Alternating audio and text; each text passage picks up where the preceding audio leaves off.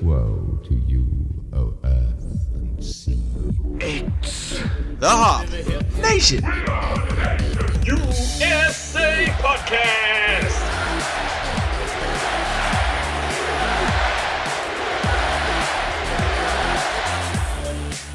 Welcome back, everybody. This is, of course, the Hop Nation USA podcast. This is episode 197. And of course, everybody knows that is a prime number.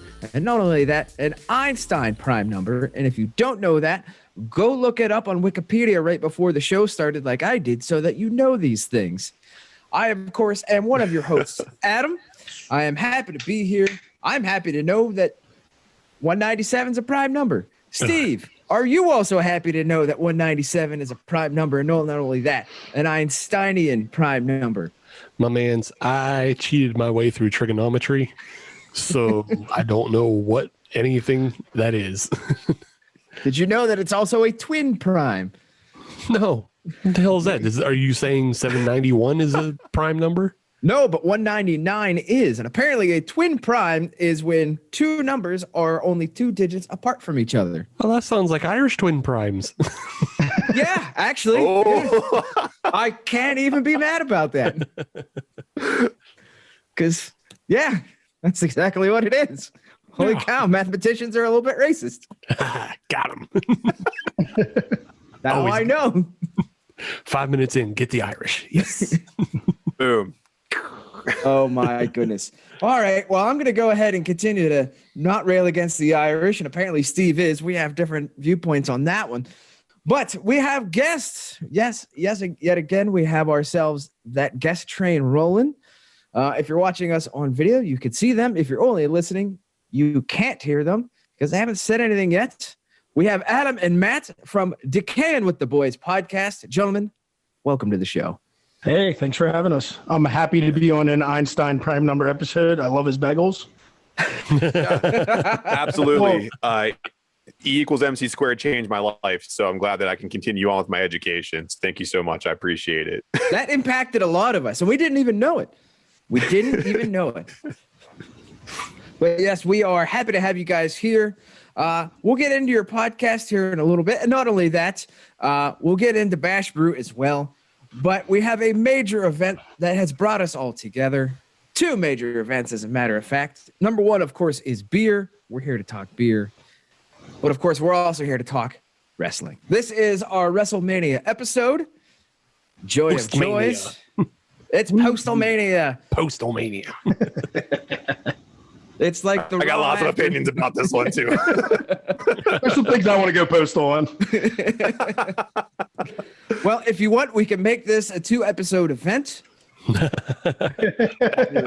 Saturday, Sunday. Will episode 2 suck way more than episode 1? Yeah. I will neither confirm nor deny, but yes. But if we're going to talk about that 2 nights of whatever that was, we got to talk about the beer that we have. And through a stroke of genius, Steve and I have actually coordinated a little bit on this one. We actually have the same beer. Coordination is key.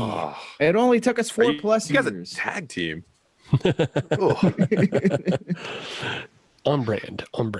That's right. Why don't you go ahead and introduce the beer, Adam? I will. Since you procured it.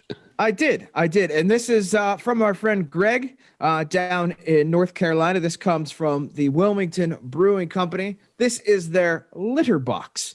And this is an Imperial Coffee Blonde Ale brewed with Kopi Luwak coffee, which is a type of coffee that goes through an animal before it's brewed. Oh. Hell yeah, man. That's what I'm talking about. Science. That's the name. Very clever. It's poop coffee. Right. But yes, this is this is the first time I've ever heard or had an Imperial Blonde, but it does live up to its name because it clocks in at 10% alcohol. Ooh. On a blonde, which is new territory for me. But I will say, I honestly started drinking this before we started recording because I was looking forward to it. I'll admit. So I only have about half my glass full, but it's a good looking unit. I like it. It's a little bit on the hazy side. To me, that's forgivable. for two reasons. Number one, it's 10%. Yep. Number two, if you've got an adjunct, I assume it was sort of a cold brew situation and then it was added in afterwards, right before kegging and canning and all that good stuff. So that's going to affect your clarity a little bit. But beyond that, it's a good looking unit. When I poured it out, it did have a good level of head on it. It slowly went away, a good amount. Again, coffee beers with some of the oils that you can get in there. There are times where the head goes away relatively quickly. This was not a problem on that one. Good looking unit. It's a very picturesque beer. And on the taste, yeah, it's a good coffee blonde. I would put it up against the Cold Drip City by Spoonwood for those listening in the Pittsburgh area. I would put it up 10 times out of 10. I'm a fan. That's a strong rating. I like some Cold Drip City. Yes. Yeah, man. And I'm gonna tell you right now that beer looks phenomenal. When you talk about cold press, anything that involves coffee, whether it came from an animal or not, I'm all about it. Yes. That it came from an animal, I'm more all about it. If I could say that, but I'm down. Yeah, I'm a big fan of this beer. Admittedly, I was pretty amped up to try this one. It had been a while. It had been sitting in my fridge, and I was able to finally release it from its 4-pack, and I'm glad that I did. Yeah. I'll echo pretty much a lot of what Adam already said. It's definitely can compare to Cold Drip City. And what's interesting is the fact that this is 10% and it drinks as smooth as it does. So Yes. that puts it in the higher octane than Cold Drip City, but it still drinks very smooth and very easy. I will say the nose has a little bit of a boozy ethanol to it. So It does. So it's like coffee and booze, but then even still, when you drink it, it's not as harsh. As far as the animal, it was the coffee for Kopi So Luwak. cute. It's passed through something called the Asian palm civet. It's an Indonesian little raccoon looking thing. Cute animal. I still don't want his butt coffee. I just don't want it. Yeah. My question is though, like, if I pet it, will it try to kill me? Because that's all I really need to know. Because I want to pet it, but I'm curious. No, it won't kill you.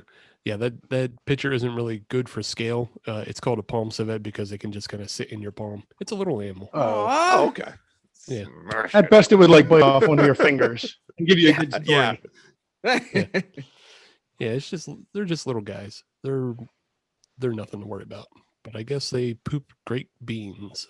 Yeah. I assume if you approach it with a piece of cheese, you'll have a friend for life. I usually have don't- cheese in my pocket too. So Who I'm doesn't golden. these days? Who Yeah. Pocket cheese. doesn't?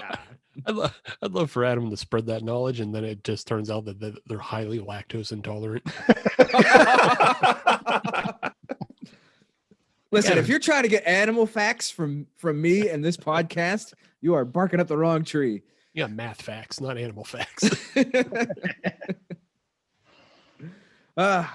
So Adam, Matt, what are you guys drinking on for this segment? Well, I'll continue the hazy train if you want, Matt, because I know what your first one is. So Yes, we my did first plot a little bit. is a hazy imperial IPA from Adroit Theory in Purcellville, Virginia. Ooh. It is the EBK from their Until They Kill Me series. It's the Ghost 925, which is part of their hazy series and their cool samurai with blood splatter. That is a fantastic label. Yeah. And then very, very hazy, very orange. Looks like orange juice. Lots of tropical notes on the nose. It's 8% ABV. And I mean, it's got tropical fruit sweetness up front. I get mostly pineapple right from the beginning, and then it kind of turns into a little bit of a bitter boy, kind of like a pininess on the end, which is usually the opposite of what I get from hazies. So it's pretty good. It finishes quite bitter in today's hazy game, so I appreciate that. But yeah, it's really good. It drinks it's a little thick for a hazy too. Almost, there's got to be, I got the stats in front of me. You said it was 8%, so it's got to be a big grain builder. Yeah. Oh, and there's definitely lactose in it, so that's okay. That's where that body's coming from. So yeah, but it all around enjoyable. Nice. I like Adroit Theory, the few scraps that I can get when I can get them. Yeah, when I lived down in DC, that was my go-to place when they were just in a little shack out in Percival, and they only had like 8% and higher beers. So it was find a friend to drive you and make my way out there and get wrecked. You okay, Adam? Yeah, I'm back. I don't know what Okay. the heck happened there. I don't know. You just stopped. The old switcheroo. Say, oh, you guys stopped too. No, we didn't. Kept going. Show goes on. I noticed you had a blank stare, and I wasn't sure if that was just because we were talking hazy IPAs or His favorite. yeah. Yeah. No, no, you guys just all stopped and it's like, oh, well, Yeah. all right. Oh well. Okay. Yeah. But I'm back. Anyway, Matt, what are you drinking?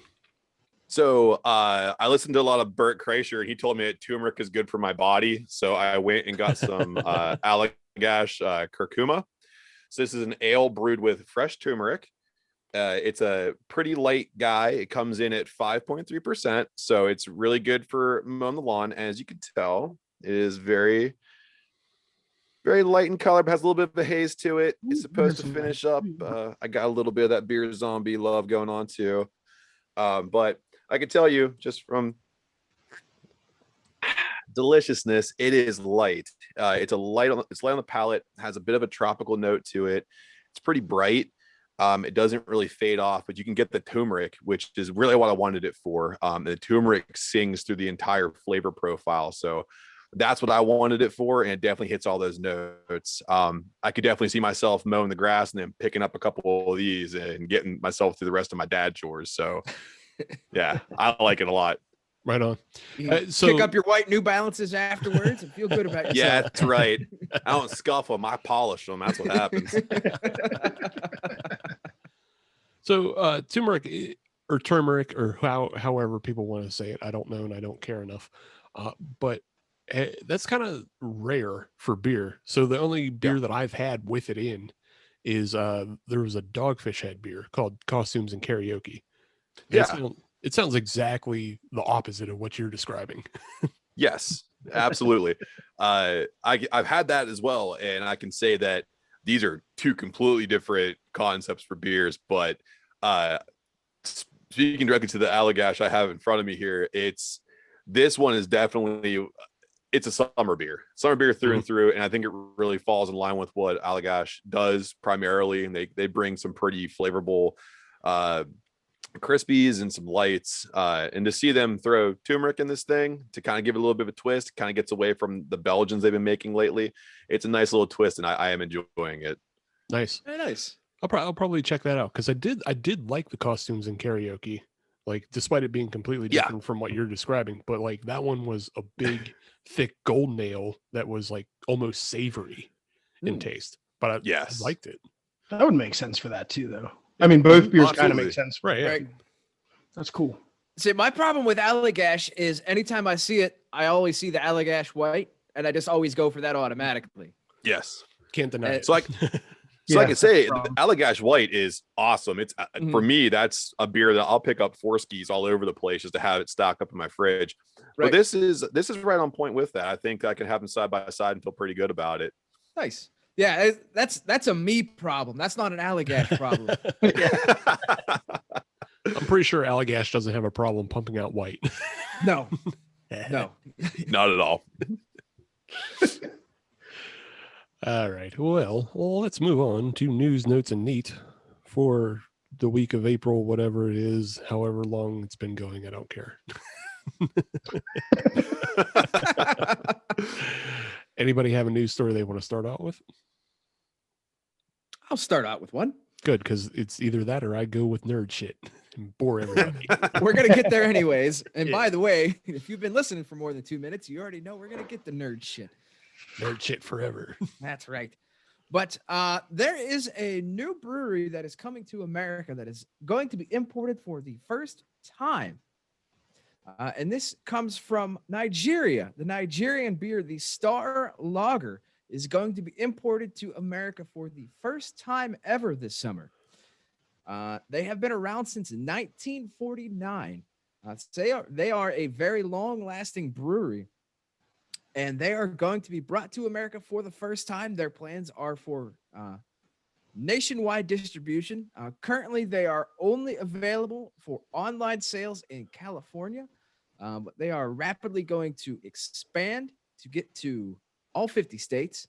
And this is the first African beer that I know of being imported to America on a widespread basis. So I thought that was very interesting that we're able to bring in more African breweries. And not only that, this is an old world established brewery. And I think that's really awesome that they're able to come over here to the American market. So my first question immediately goes to who's bringing them in? It is Are they owned by a bigger company is what I'm getting at. No, it is an American distribution corporation that is directly related with the Nigerian beer company. Okay. So it's not like Sapporo or anything like that. Correct. That is not involved with Constellation or AB InBev or anything like that. It's an individual, I would say, arm of the home brewery. Okay. Nice. Cool. Nice. Yeah, I was totally guessing Constellation on that one. Yeah. Yeah, I was the same thing. Yeah. Yes.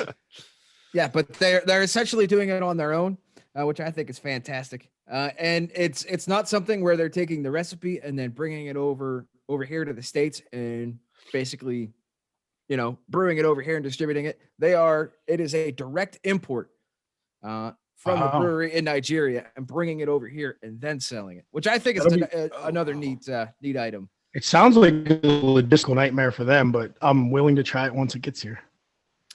The beauty thing is we're the end of the line. Yeah, right. All we have to do is plunk our money down and drink it. And give it, yeah. Yeah, I'm already shaking a fist through $4 too, man. Take my money. I want to see. I really want to see if it holds up coming from Nigeria all the way to my grubby little paws. So, well, you know how we figure that out, right? We have to take the podcast over to Nigeria and try it from. Yeah.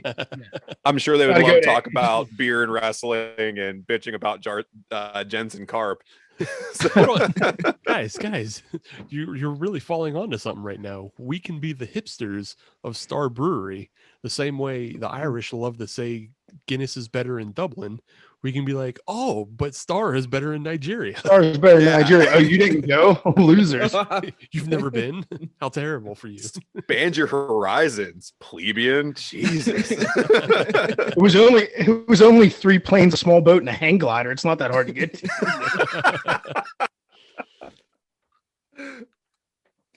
But yes, I'm looking forward to that. And as soon as I am able to get some, I'm going to get it on the show and try it because I'm genuinely curious on this beer. I want to see what it's like.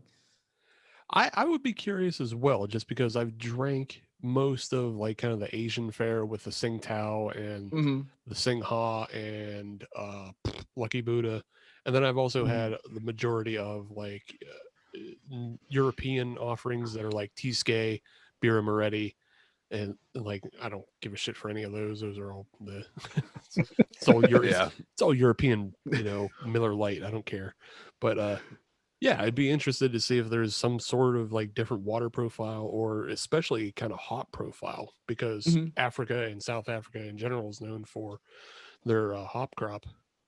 So yeah, I'd be interested in that. That's a very good point. I'm curious on how the hops would play on it as well. That's a very good point. Yeah. The very important question though is like, what kind of pastry sours are they bringing out from out? Yeah.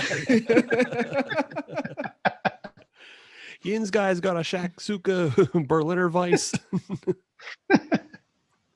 Yin's come up here and go Saloni's. You get yourself some cannolis and throw them in there real quick right now. It tastes real good, buttery. Matt might have the most egregious Yinzer voice on this show ever. He does. I've had to tailor my accent several times. So what you have now is the best version of me, which is not good. We're kind of the same way. It's just we've all toned it down, and then sometimes we turn it on. But Jesus Christ, you just turned it on there, and that was the Cadillac of Yinzer accents right there. Thank you. People are going to be really surprised if they watch the video and see that you don't have a mustache talking like that. I shaved it for today just because I wanted to drop Yinzer accents and not fit the profile. Fair enough. Fair. He goes from 0 to a Bucko's tailgate party in less than 4 seconds. Super quick. It's one go Clark bar. You get, hey, toss a couple IC lights, you see what happens, huh? The Buckeyes don't do nothing. Nothing can't spend nothing. You're not going to win nothing. Wow. Boom. You work on DVE by chance? I do, actually. I'm a producer over there. That was wow. All right. I'm sorry. I didn't realize we were in the presence of greatness. I am blown away. Well, Steve, say something because I can't right now. Yeah, obviously. You're just stammering and scared. Wow. How about we just move on to some local news that I know that the boys from Decayin With The Boys have brought us. Yeah, so big news from a local brewery, 412 Brewery in the North Shore of Pittsburgh on Western Avenue, announced, I believe it was yesterday, that they are opening 7 days a week starting on April 19th. So that would be next week. So yeah, they'll be open Monday through Friday, 4 to 10 p.m., Saturday, noon to 10 p.m., and Sunday from 12 to 5 p.m. It's coming back. Yeah, so I think they're the first brewery to like come back to what their hours were before the pandemic, if not even more hours. I'm not sure if they were open on Mondays before or not, but yeah, they're very local to me, so I'm happy about that. Yeah. Have you? I mean, I know they're somewhat open right now. Have you visited them since kind of ownership has changed? Because we had Adam Zane and Sydney on the show a couple episodes ago, speaking about diversity council, but also speaking about the ownership change at 412. Have you been there since? Yeah, I've been there 2 or 3 times since. So actually, speaking of Sydney was nice enough to make me and my wife Easter dinner, and we went down and visited and had some beers and had some good cooking. But yeah, we've been there a few times. The beer's great. Some great IPAs coming out of there, some traditional styles you're not used to seeing, like a golden ale, and they had a nice sour on. But yeah, just some really good stuff coming out of there. They have one called Cheddar Goblin on right now that's phenomenal. New England. I see that one. Yeah. Sydney posts that one a lot. Yeah. Anything with a Mandy reference gets me, so I'm good with every time. Every time. Yeah, we'll definitely be making our way down there at some point, but yeah, just wondered. Let's say we'll be making our way down there with microphones and without microphones. Oh yeah. We'll get there. And Matt, did you have a little bit of news for us? The only thing I have, and it kind of plays into the WrestleMania thing, is I finally found out that Vince McMahon changed both cards literally hours before the match just kicked off.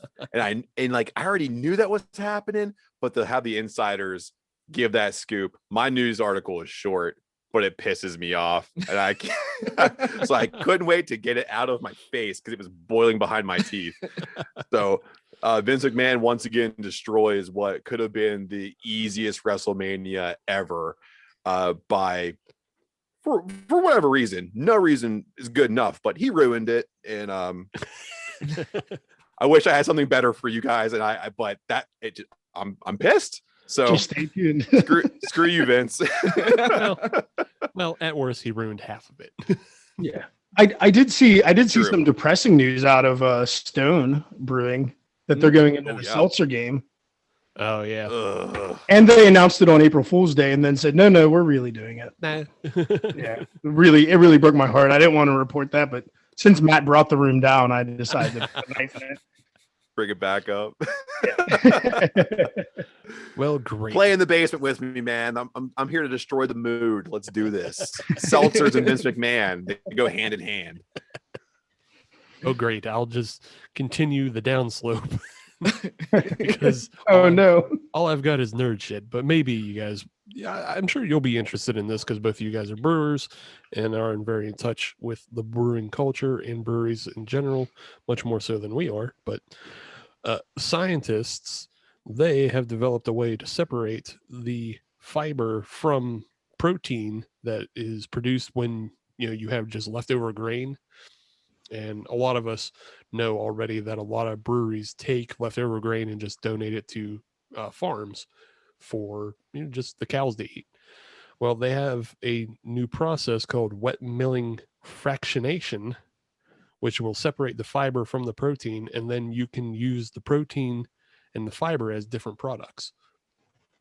So like the protein, they're looking at ways to turning it into fish food and even like human consumption. So you can get your fucking gains on from beard gain. You brew it and then you break it down and then you get yoked from it. That's what I'm talking about. Finally, science makes guys like me with a dad bod. I can chug all the beer I want, then I can have my grain protein shake and just get yoked. I can see it now. It's gonna be in big plastic jugs on top of everybody's fridge, and it's gonna be called Protein. Guys, why are we doing podcasts? We have great ideas. We don't need to do this anymore. Just let's go to market. The money is sitting there, just waiting for us. Gotta start businesses. I mean, who would be first to the market with protein? I feel like it could be Trillium or Treehouse if they really wanted it. Yeah. They really wanted it, but also Dogfish Head. That also sounds in their alley of just taking Boston Lager and 90-minute grains, breaking it down. You got your protein. Yeah, but who would be the asshole to take a handful of hot pellets, throw it on top, and call it dry hopped? That would definitely be Dogfish. Me? I'll do it. He's got take that bullet. Ideas. Who's got that dry hop protein? Who's got some extra citrus sitting around? Let's do this. Citrus. So the other half of it is the fiber, and that's the side product that comes off of it. And they found a bacteria in Yellowstone Park called Bacillus licheniformis that once you add it to the fiber, it turns the sugars, and then it turns into 2,3-butanacetyl or butanidyl, whatever. Oh, you got to have that. Fucking yeah, everybody needs a good supplement of that. Whatever, but that stuff can become rubber and biofuel. Okay, Oh, I was gonna joke. I was gonna joke that it sounded like you could light a cigar with it. So yeah. I mean, you could. You could. I wasn't too far off. But yeah, they strip the sugars and they turn them into biofuel.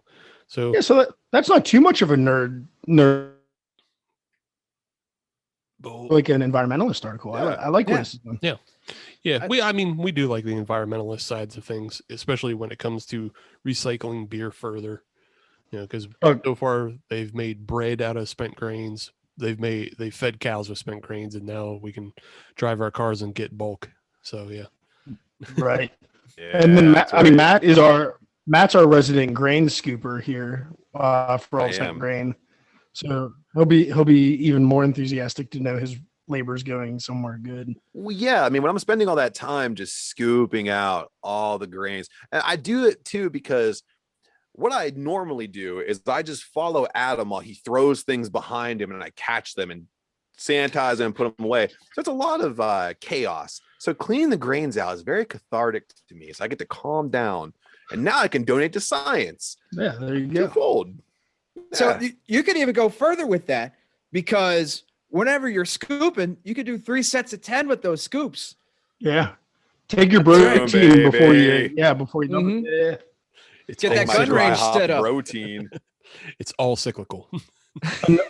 Another good use for spent grain, though, that I just found out this year, actually. I have a few farmers that hit me up with it for their compost piles. Mm-hmm. Yeah. They say it does really good things to the nitrogen levels and eats through their compost and breaks it down really well. So anybody that has a compost pile, it's good for that too. Dope. We just still throw our shit in the woods, but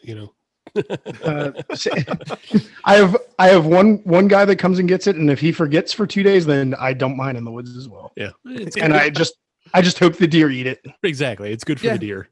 Yeah. And then you eat the deer, and then you get gains off that protein. Yeah. It's all Cyclical, baby. That's right. White cyclical. Whitetail dry hopped protein. These guys try this dry hop venison. It's pretty deep. Yeah, man. Man, with ideas like this, we're going to be buying out GNC in like 6 months. Oh yeah, GNC's got. Yeah, it man. We're going to have a corporate takeover.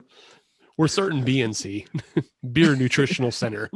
GNC's on their way out, and we're pulling the plug. That's right. Yep. Do not resuscitate, baby. GNC got the DNR.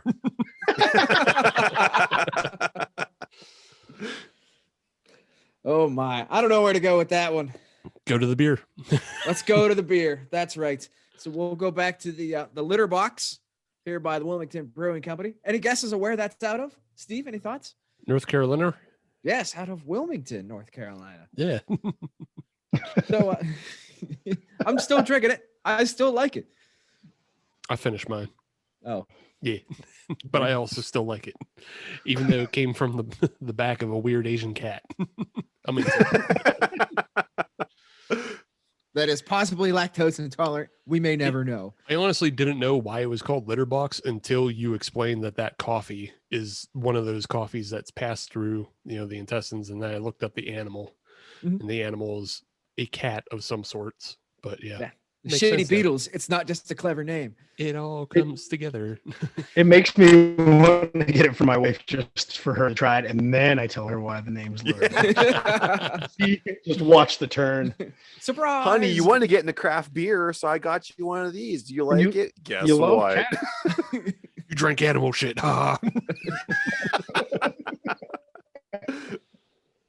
Oh my! So Adam, how is your beer with that fantastic label? I will say it was very delicious. It definitely hit me. I'm feeling pretty good right now. I love the hop profile. The fruitiness on the front end and the bitterness on the back end were nice. If there was one strike against it, the head retention was lacking and the carbonation was a little lacking. But I also got that can through nefarious means, so I don't know where it was in transit. So I'm not counting that against the Adroit theory. It might have just been sitting warm somewhere for a little bit. But other than that, it was great.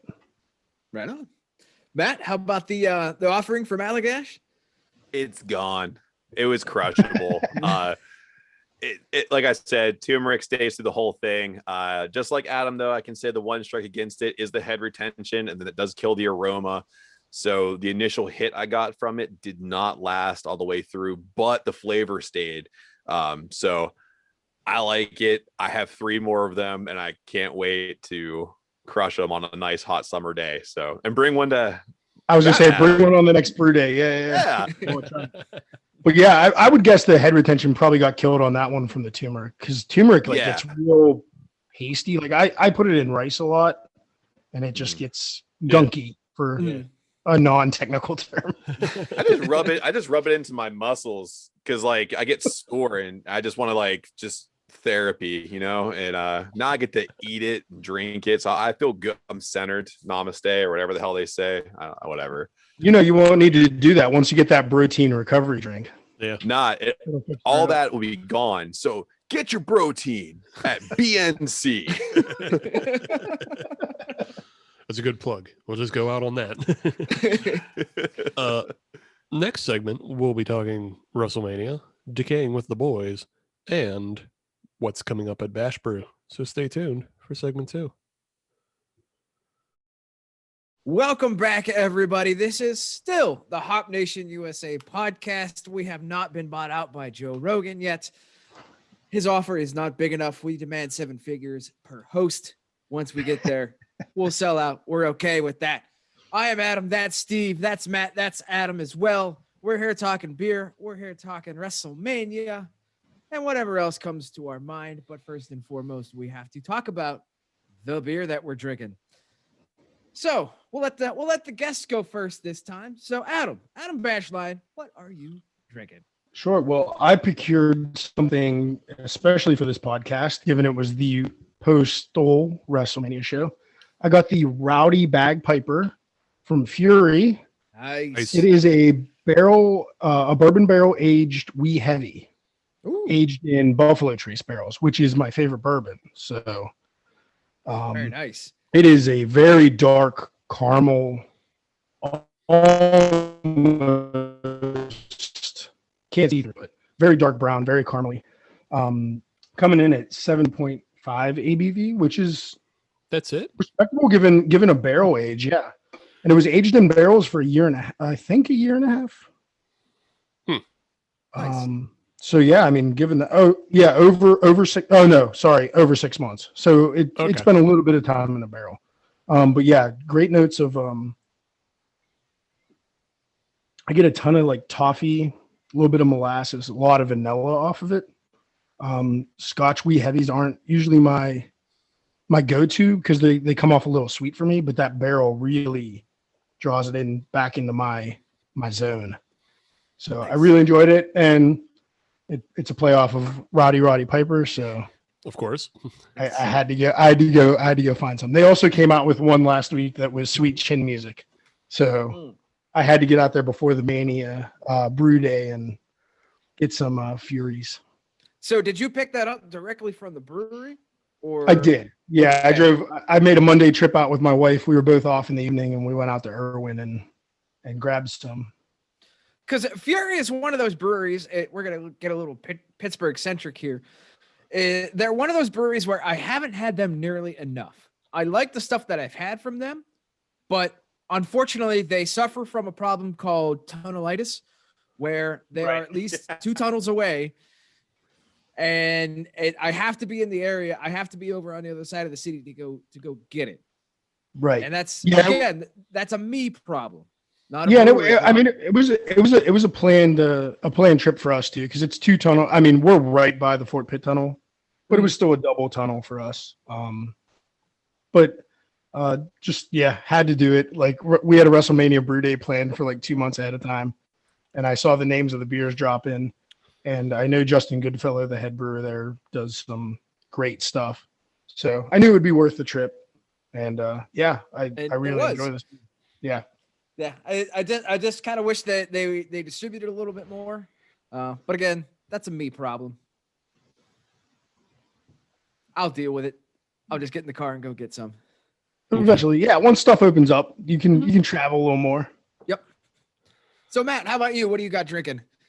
So speaking of tunnel restrictions and destination restrictions, I rely heavily on Adam and his wife to give me deliciousness from inside the city. And that is not devoid of the beer I'm drinking right now, which is the Chip Triple Shakes from Hitchhiker.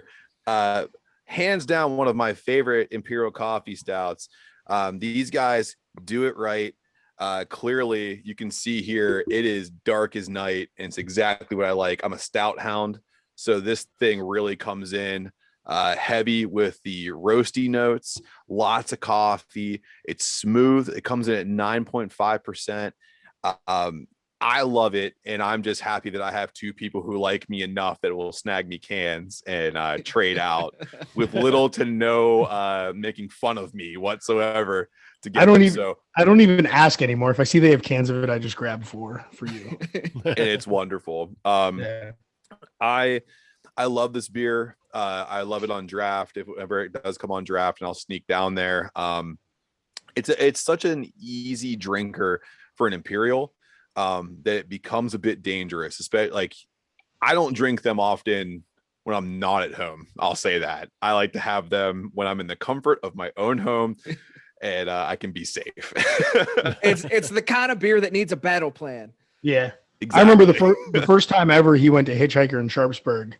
He just sent me up to the bar to get him what he thought I thought he would like, and I went coffee stout immediately, and it was the Triple Shakes. And he just kept sending me up for more and more. And then after the third one, he was like, "What's the ABV on this, by the way?" I was like, "Oh yeah, little." oops. Forgot that little detail.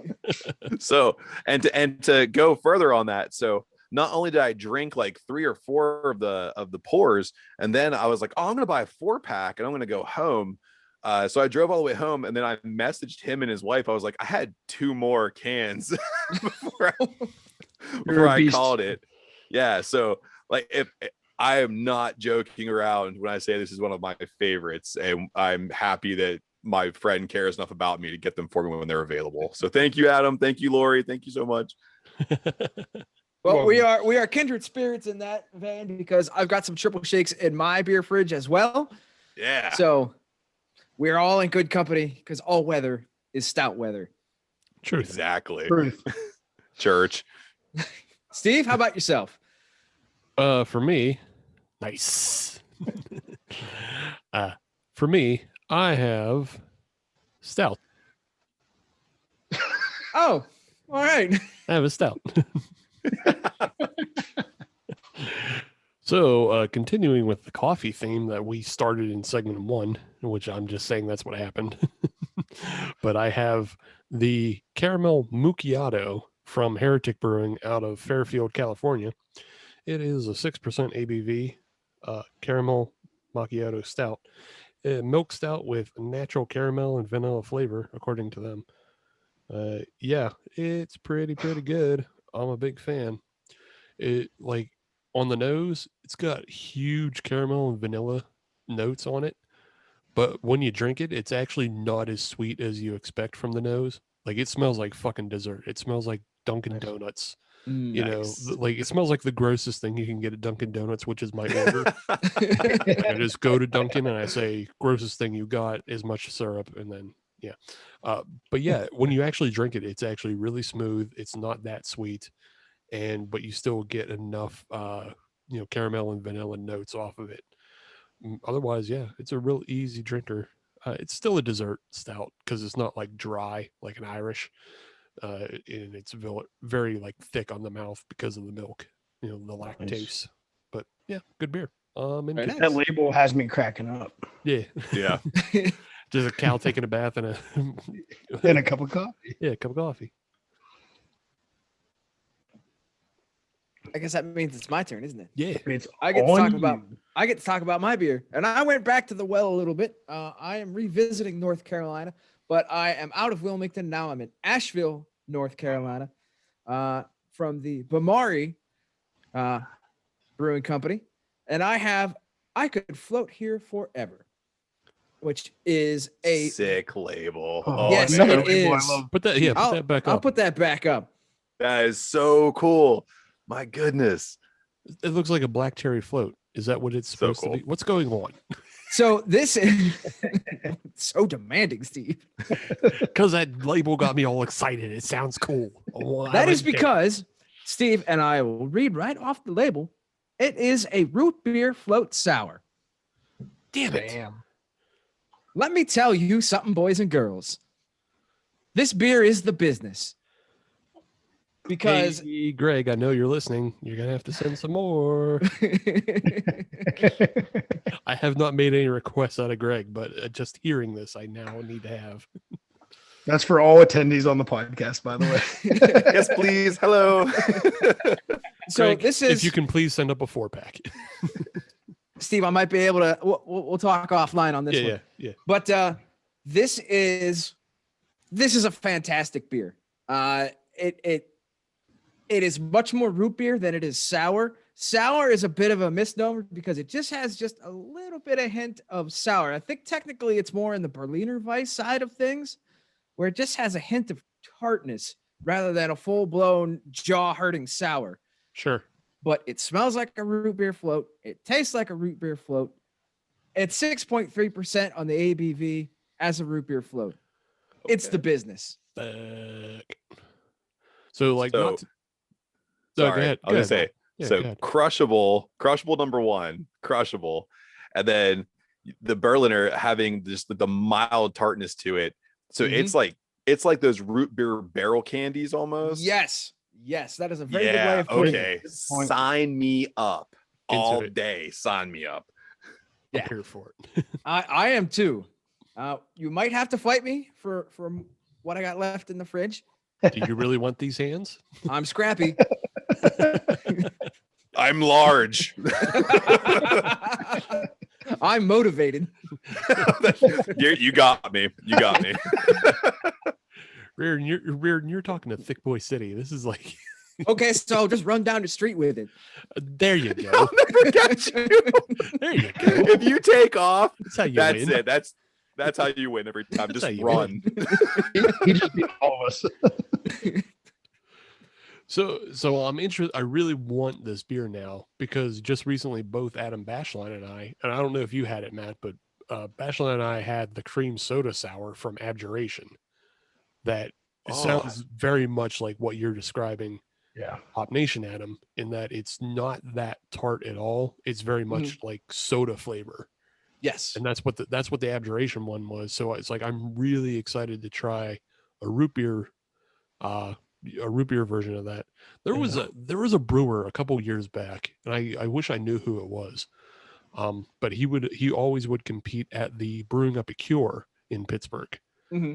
And multiple years in a row, he brought different soda flavored beers. I remember that. I remember that. You were there for at least one of them.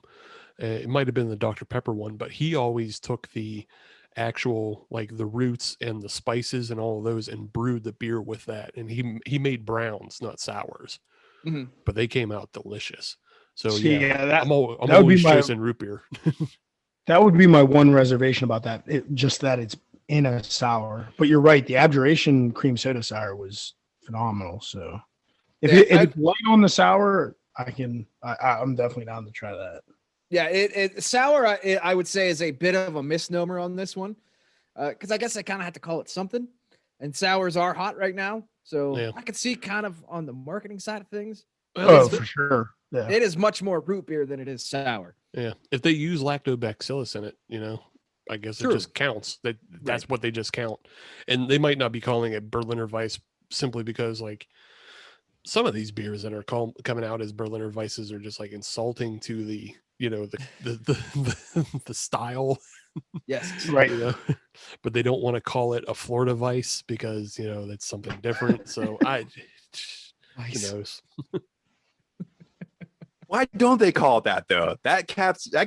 My attention is caught, and I want it now.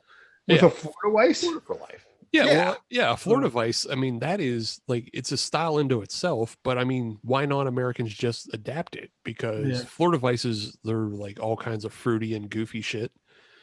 So just I feel like they all have to be brewed with Red Bull. Yeah. Just hear me out. Actually, it's Florida, so it's Monster Energy drink. Never mind. I have a new idea for BNC. What we'll do is we'll call it Florida Vice, and we'll make a bomb pop sour. Put it into the BNC line. You get your protein, you get your bomb pops, you get your lift on, get your pump, get your sugars back up. Come on, and we'll throw in whatever the tinctures, wherever the hipsters are saying these days. Put tinctures in it. And it comes with a pack of Parliaments. Hell yeah, unfiltered because we're That's mad. right. Is there any other way to smoke a Parliament? The Parliaments come with filters because if they do, they're not Parliaments. That's right. That's news to me. Don't sell fucking vape at BNC. It's all on. It's either unfiltered Parliaments or Black and Milds. That's it. I don't want to hear anything else. Smoking ciggies or Black and Milds. Either that, get the fuck out the shop. Oh my. All right. I guess we should talk about things, shouldn't we? Sure. Let's move on. Let's move on from the beers and we'll move on to why we've brought on Adam Bashline and Maddie Anderson. I'm going to call you Maddie Anderson. It sounds right coming off the phone. I'm down with that. Yeah, everyone calls me Maddie, Maddie A, whatever you want to call me. Just don't call me Shirley. All right. Oh, jeez. But, couple handful of episodes ago, back in the 2020 years, we had Adam Bashline on because he is one of the brewers at Bash Brew, the home brew set up in his basement, but Matt Anderson also helps him. And they brew some deliciously good beers together. And then I'm going to take credit for this because Adam Bashline was on our show, after our show, they started a podcast during their brew days. You can It's totally Hop Nation. you can completely take credit for that. It was we stole it. Yeah. For sure. Not only that, but we also stole we feature a local brewery every week, or we try to. Mhm. At least when we're in person recording, we share a local brewery. Yeah. So yeah, we stole quite a few things from you guys out of admiration for no other reason. Oh no, it's fine. It's all. I just want to take the credit for your podcast in case it gets bigger than ours. For sure. Then we'll just bring you guys in. We'll just do a morning show at that point. Yeah. Can we just have like a network? We'll just be a network. We'll We be can the do that Hop too. Nation USA network. Yeah, And we we'll can do just that keep too. adding people. Yeah. Where's Yeah, so- Dennis Guy? Put Dennis Guy on this too. Of 3 podcasts. Yeah. And we'll be a whole network. The supercast. I just don't want weekly recap and I don't want Fuel by Hops taking any credit. It's ours. We want it. It is all Hop Nation. Dibs. Hop Nation. It's Decaying with the Boys by Hop Nation. Fair enough. Ooh, I like that. As presented by. Oh, we're on the Hop Nation USA network. Right, We're right. just, There you go. we're Yeah. just part of the Yeah. network. But no, I would the only thing I can say about the podcast is it was a passion project of Matt's, and we were brewing together every other weekend or almost every weekend at that point. And he had aspirations to go into stand-up comedy during right before the quarantine. So he couldn't do that, but he came to me with an idea of doing a podcast, and I was like, I'm completely fine with that, but I have a lot of stuff going on with brewing and my day job and everything. I was like, so if you want to do a podcast, I'm giving complete control to you, and I will take second mic. And we brought our buddy Josh on as the third mic, and Matt really took the reins from there on what we were going to talk about. So that's all I can really say about the details of starting up the podcast. I mean, Matt was the workhorse through the whole thing. So the first question I have is the name Decayin with the Boys. Where did that come from? What's the story behind that? So Adam and I have many shared things that we love, and that's why I can say this confidently. Adam is my best friend, and we share a lot of ideas and viewpoints and likes and dislikes. One of our favorite bands of all time is Every Time I Die. It's a fantastic band. So they have a song called Decayin with the Boys, and when we were trying to pitch ideas for a name, Adam just like flooded our group chat, like Decayin with the Boys, Decayin with the Boys, Decayin with the Boys. And I was like, he's saying it 3 times, so it has to make sense. And then I started like kind of writing ideas at my house about like, oh, how would I introduce this? And I was like, it flows nicely. It makes sense. It's sharp. People can recognize it. And it also, if you Google it, it's easy to find. So I was like, this is perfect. It hits all the points. So I was like, I love it for Every Time I Die. And I also love it because people can find it pretty easily. Fantastic. I like it. And it worked because music artists can't copyright the names of their songs. Exactly. But yeah, it was that. And on a more personal note, there was one night we were down here. It was probably 2 weeks before he wanted to start the podcast. We were talking about going and getting tattooed together once COVID's over. And he's like, dude, we should go get some Every Time I Die tattoos, like on our legs or whatever, like just hidden somewhere. And I was like, yeah, for mine though, I wanted to put Decayin with the Boys on it. I was like, that's my favorite song. It makes me just think about drinking my life away with the guys. So then when the podcast title came up, I just called right back to it. And Yeah. I think you took like 5 minutes and you were like, yep, that's the name. And I was like, holy shit. That's the quickest I've ever achieved anything. It made so much sense, and I'm glad that it did, because people like to message us and say like, why do you guys call it that? And it's kind of fun to give them insight into who we are, because I like to believe that we're somewhat deep. I don't know, but for Adam and I, it's we like to subscribe to things that have meaning and DIY and work. We don't want anything handed to us. And if anyone in the music industry can embody that, it's Every Time I Die. Like, they built it from the ground. They still do it. Everything they do is completely DIY. They never get like mainstream people to produce their records. So, and then like we're homebrewing, we're bringing beers to the masses. We're doing a DIY podcast. I'm like, shit, man, we are literally Every Time I Die without being musically good at anything. Every Time I Die of podcasting. Exactly. Yeah, So for those that are not familiar with the podcast, what do you talk about? What kind of topics do you approach? Do you talk about? Is there a particular theme that you go with? What's the overriding arc of the show? So for us, what we try to do is it's like when you went to the bar as a fresh 21-year-old and you're listening to those guys at the corner of the bar just shooting the shit about everything that's going on. We wanted to be that.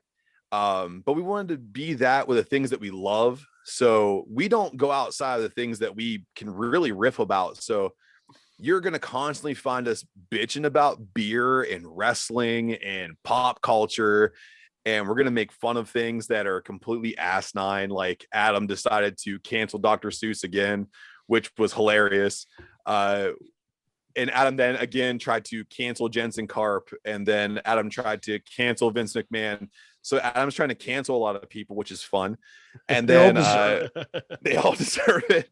But it's kind of cool because we got 3 people that I can I go back and do, I research every day for something, and I try to write up some show notes, and I kick it to these guys. And in the show notes, and Adam can attest to this, I'll say like, hey, this is your segment. Do with it what you want. And Adam and Josh, bless their hearts, they come with some serious fire. And I couldn't do this without them expanding on the ideas that I bring in. So, I just tell Adam like, hey, we're going to do a Mount Rushmore of anything. And he's like, let's do it for wrestlers. And then it ended up being like an hour-long segment, and it crushed. It was so funny. And then people who don't like professional wrestling still liked it because we brought it in a way that wasn't like we weren't shooting past people's heads. We were just being who we are, and people can consume it. And that's what we were trying to aim for. Yeah. Fantastic. It's always a good way to approach, especially like kind of niche topics, just getting in and, allowing people to enjoy the comedy of it. But yeah, I have a bone to pick because I was listening to your Mount Rushmore of donuts. Yeah. Uh-oh. And one of our best episodes, by the way. Absolutely. It was very good. It was very good. I had so much fun with that. Yeah. Go check it out. Go check out. I mean, for me, I won't say for the listeners it was one of the best, but for us involved, we had it out, man. I actually had to go back and try to edit things out that we were saying to each other, and what you got was me cutting 2 minutes out of, because it was just ridiculous. Yeah, we tried to kill each other about donuts, so it was fun. That's fine, but somehow out of the 3 of you, nobody picked the chocolate covered M&Ms, which is the king of donuts. Ooh. No. It's up for debate. I have to disagree. That's not up for debate. That is the best donut. Especially, you ever have one of those motherfuckers cold? Just put You know what? in Maybe the fridge. like, and are you talking about like frozen? I might try No, that. not frozen, but cold, and then you get the nice chocolate snap, and then it's Are you still talking about soft the- on Are you talking about the chocolate with the yellow cake inside? Yeah, the big ones, No, not the man. mini Those are- donuts. Those are waxy, man. The chocolate's so waxy. That's why they make my cut. In my childhood, I ate a lot of chocolate covered M&Ms. I'm not gonna lie, and they're not terrible, but they weren't making my top 4. The Mount Rushmore is not by volume. No, it's not my volume. And also, too, you're introducing a lot of science to make those more palatable than the Mount Rushmore that we brought forward. I thought you were going to attack me for my bear claw statements, because that's been the feedback I've gotten the most, that I'm choosing pastries over donuts. I agree Bear too. claws are not a donut. I will agree with that. Well, you guys can all suck it, because bear claws are incredible, and I'll eat them to death. And if you want to go ahead and Google that shit, Bear Claws come back as one of the #1 donuts in America. Boom, boom, boom. Steve, Adam, suck it. Whenever I can have a Bear Claw hole, I'll change my mind. Don't tell me to suck it because I didn't say I disagreed with you. Oh, sorry. Strike that. Adam, suck it, Steve. I like your opinion. I didn't say I liked it either. I know. Fuck you, Steve. Honestly, I was more on Josh's side. It's like apple fritters are, that's real where the shit's. Oh no, I couldn't let apple fritter in because I was thinking forward to like we're gonna do baked goods at some point, and me and Josh are gonna fist fight over apple fritter. Because if apple fritter was an option, that would have been my #1. No lies. Fair enough. So yeah, that was the only reason I discounted that. I don't have much love or hate for a Bear Claw, so I didn't really know what it was. Right. So I just was like, yeah, I'll let it slide. It's all right. It's middle of the road. Get it out of the way. It's negligible. Nobody cares about it. Just keep listening, Steve. Apple fritter will come in care strong. about it. I care about the Bear Claw, and I'll care about it until you can take it from these cold, dead hands. These Or cold, claws dead in this case. claws. Yeah. I love them. All right. So the other thing I really like about your show, and it is something you stole from Hop Nation USA, is in the very early days, we would have contests and we would have games and trivia, and whoever lost would wind up having to chug a hurricane. So you guys stole that from us because you guys have the bets of doom. That was unknown. I did not listen to the early days of Hop Nation USA. I love your podcast. I didn't mean to take that one. No, I'm fucking. Actually, I didn't take that one. Yeah. That was all Matt. I'll blame it with you. I stole it. I stole it. No, literally, honest to God, I didn't remember that we did that until I listened to you guys pay off your bets of doom for March Madness. Yeah, drinking 40s. Oh, that was horrible. God, man. You guys did Edward 40 hands for losing your March Madness brackets, but now you also have in the chamber, you have bets of doom to pay off for WrestleMania. Yeah. We do. So how did that work out for you guys? And also, I'll just say right off the bat, I think all of you guys owe a punishment shot for not picking Roman Reigns. No one picked Roman Reigns to win the WrestleMania main event. No, I picked with my heart on that one. Yeah. Yeah. And not with my brain. Yeah. And none of you used your Vince McMahon brain to realize that Roman Reigns would stack up two of the most beloved wrestlers of the past 20 years and pin them both.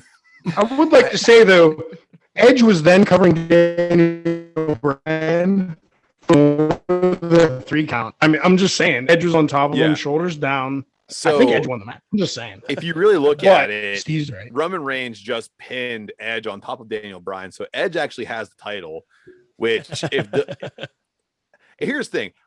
Creative to me, I could have a field day with those guys.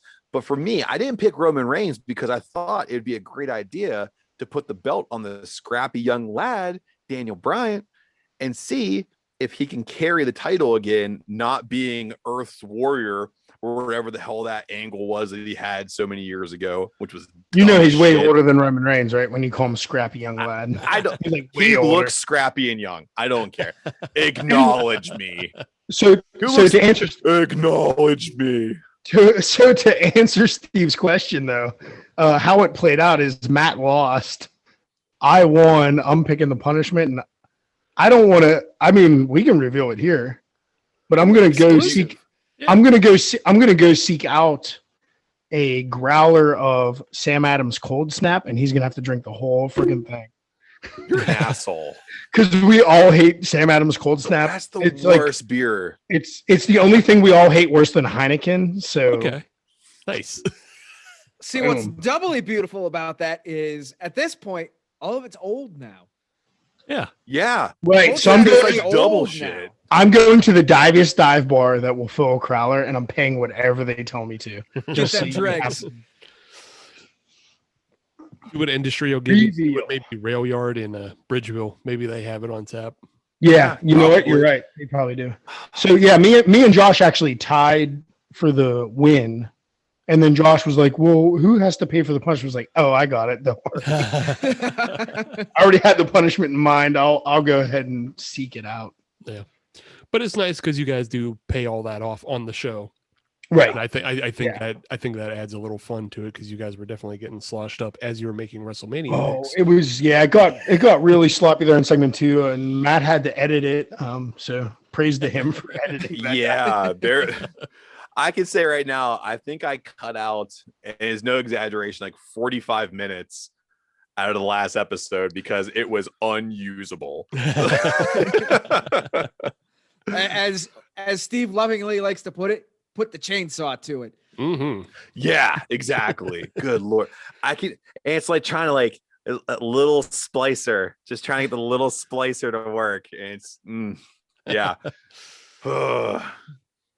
So I'll ask this from WrestleMania. Was there any positive points that you guys saw coming out of that? Bianca Belair. Yeah. Okay. I think the biggest positive was Bianca Belair winning the title. Yeah. I like the Sami Zayn Kevin Owens match minus what was it, Logan Paul, whatever Paul brother was in there. It doesn't matter. It was terrible. They're So interchangeable. that was terrible, but the match was great. And the Seth Rollins Cesaro match was great. Yeah. Yeah. My opinion. That was And top notch. There was one more in night 2, I'm forgetting. I thought the main event, I thought the 3-way was good. Yeah. Yeah, it was Yes. really good. Matt Riddle and Sheamus were actually That's it was Very that's good. that's the one I was thinking of. Yeah, Matt Riddle and Sheamus was a great match. That finish was unreal. Riddle took that foot to the chin hard. Yeah. It was I that would whole match was say- brutal. Yeah. The other thing that really surprised me a lot was Bad Bunny for as much training as he did to get prepared for that match. That dude, it hands down, it's one of the best celebrity matches I think I've seen in a very long time.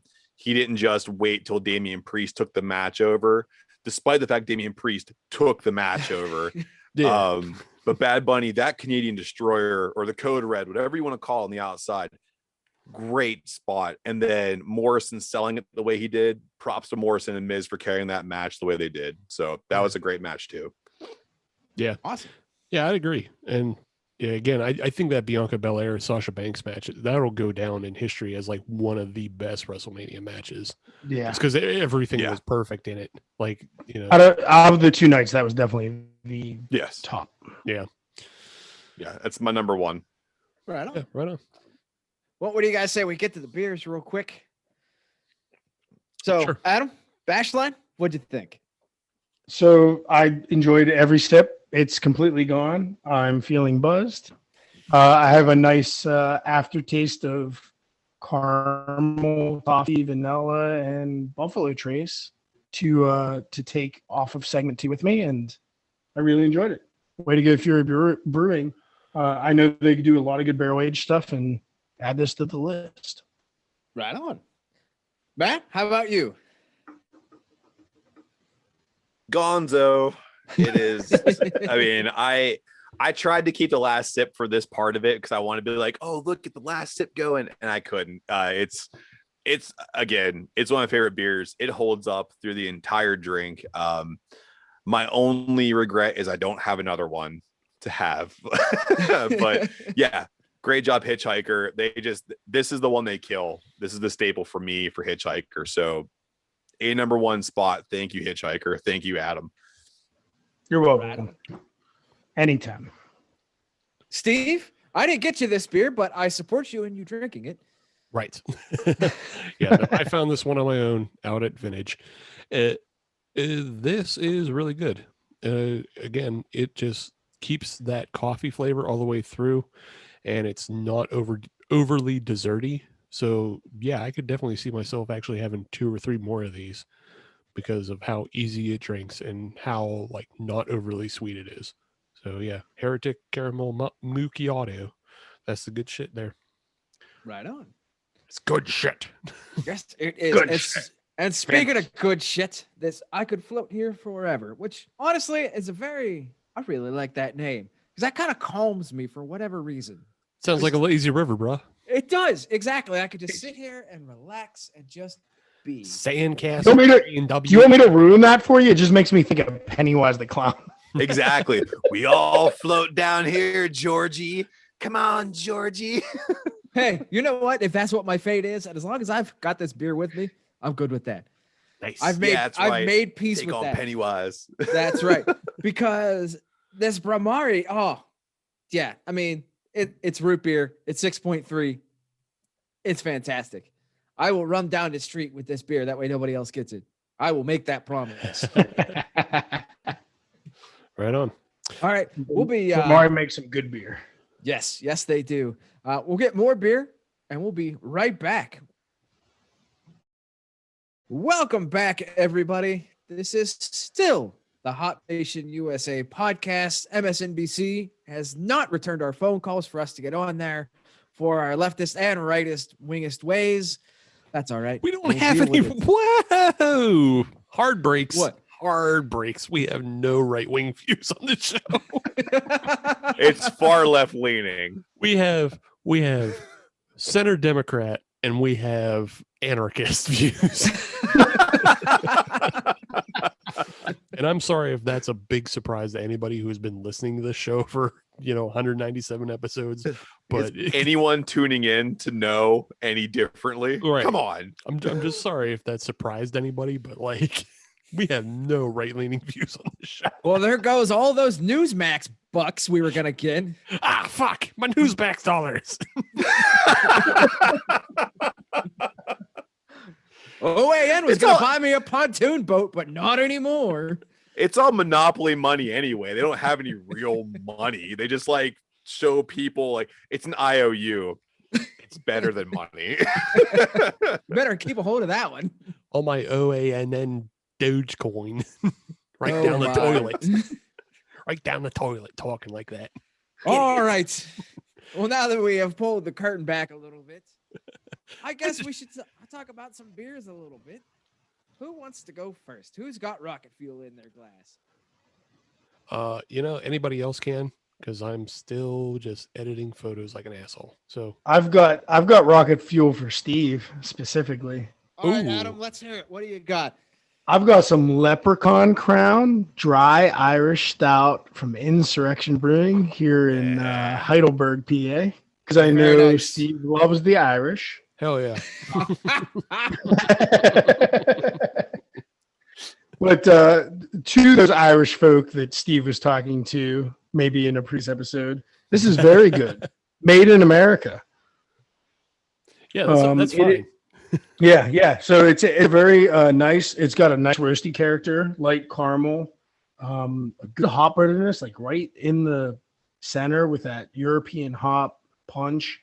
It's a solid. If you describe an Irish dry stout, this is it. I'm not gonna lie, I bought it about a month ago, maybe for a certain holiday called St. Patrick's Day.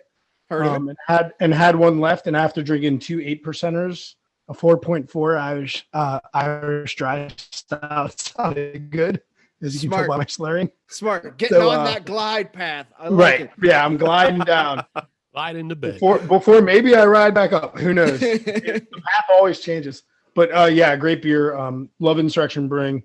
They're about 8 minutes from the home brewery here, so I stop in there a lot. A great solid Irish stout. I mean, I don't think Irish dry stouts are what they're known for. They do a lot of IPAs, wilds, and sours, but this one is solid. Right on. Yeah, I know the Insurrection has gotten plenty of my money in the past, and they'll continue to get it. Yeah, great food there, by the way. I think Yes. arguably the best wings in Pittsburgh. You can fight me on. Mm-hmm. I don't think I would have not. to. I'm not going to fight you either, man. Yeah, those wings are knockouts. Sorry, all dude, around. you got no fights on this show on that. Yeah, one. sorry. Yeah, you I win. Your hot take was actually very cold. Let's all get vaccinated. Let's all get Big Daddy vaccinated and get some wings. I'm already there. I'm gonna get some and make fun of the rest of you. Matt, how about you? What do you got going on? So I went a little commercial, so forgive me, but someone told me I could finally like a nitro beer if I got a hold of one of these guys. So this is the Southern Tier, the Blackwater Series Nitro. It is the coconut truffle. It comes in at 10%. So Adam was going downwards. I've just continued to just go up, just keep hitting the marks. I just decided this guy was gonna come in with some sea salt and dark chocolate, and it hits that to a T. I'm not a big Nitro fan, but I can tell you this guy right here, it's changed my mind, especially for this beer. So the chocolate, the roastiness, the sea salt, the bitterness, it's all there.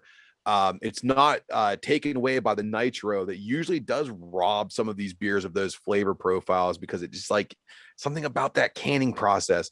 But this one didn't do that. So Southern Tier, great job on this one in particular, the coconut truffle. Coming in at 10%, it is not a crushable beer, but it definitely drinks a lot lighter than a 10%. So be careful. I'm enjoying it. Enjoy responsibly.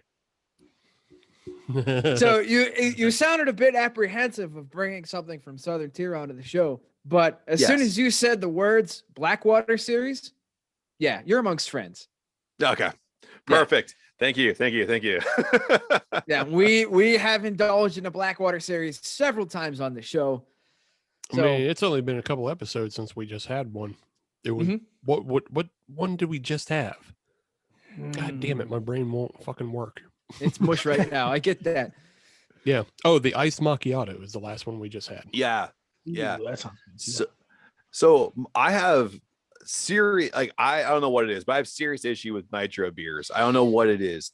Beers that I've loved that went nitro, to me, some of the flavors were robbed from that, because I kind of feel like they were like, oh yeah, we like for instance, Breckenridge Vanilla Porter, they had a nitro come out and I was like, I love Breckenridge Vanilla Porter, so this should be great. And it wasn't. It was awful. It was one of the worst beers I put in my mouth, next to the cold snap that apparently I have to drink in the next episode of Decayin with the Boys. But this one didn't disappoint me. So again, kudos. Nitros to me don't have a great place in my heart, but this one can live there all it wants to. The exception to the rule. Absolutely. Steve, what do you got going on over there? Man, I'm actually disappointed in myself. Like in general, or in something specific? just in myself, because okay. We just had that iced macchiato on, and I do have a can of that truffle in the fridge, and I was seriously debating putting it on tonight, but had I would have been fun, but no. Instead, I'm giving a redemption to Shea Brewing out of Akron, Ohio, and they have tonight the Twitchy, which is an imperial stout aged on molten chocolate lava beans. Ooh. Yes. I'm not mad at you anymore. No, not at all. Fancy over there. Yes. So they're molten chocolate lava beans sourced from the Akron-based Pearl Coffee. So it's there are two companies working together, local, doing good things with each other. Previously, we had the Goza, the Imperial 8% Goza from Shea that I wasn't too in love with. It was, but tonight we have, I'm sticking with the coffee, and we have this 9 1/4 ABV coffee stout. So I didn't quite hit the double digits, but yeah. Opening it up, it had the biggest coffee nose of all the beers, of all the coffee beers I had tonight.